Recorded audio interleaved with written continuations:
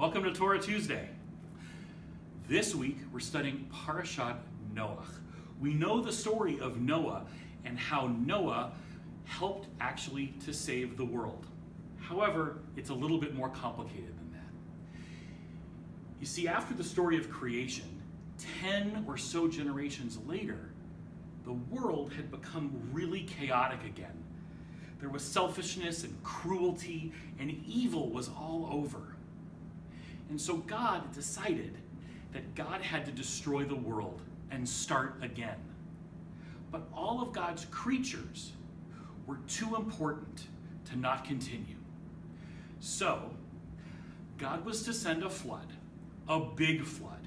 It killed all of the people and the animals on the earth, except for a righteous man named Noah and his family, who God commanded to take a male and female of every animal. You probably know this story already. And 150 days later, after this great flood, the waters receded. Noah sent out a dove.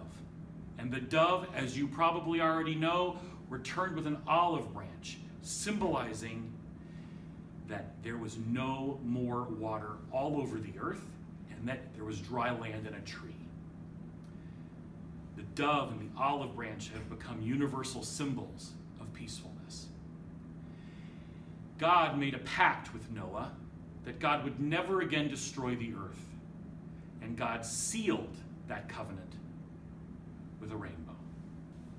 Then sometime later, all the people of the earth spoke one language. They lived together, and they were starting to get very, very powerful.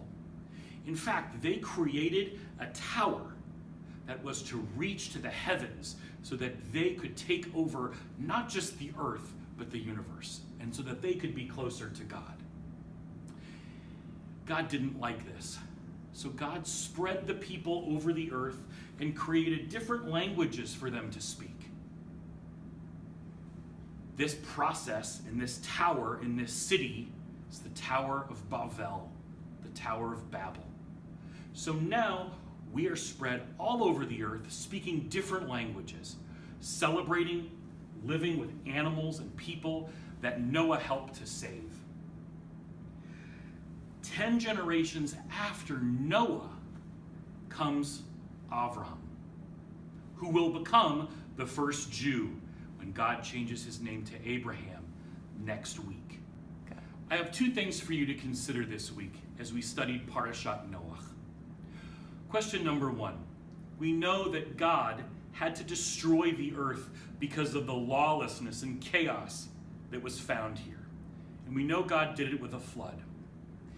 Is there something in your life that you wish you could start over or redo? If so, what is it? And is it reasonable to do that? Question number two.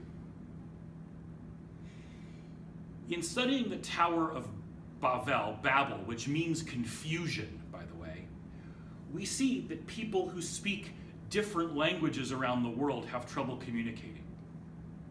Well, I find that even people who speak the same language can have trouble communicating.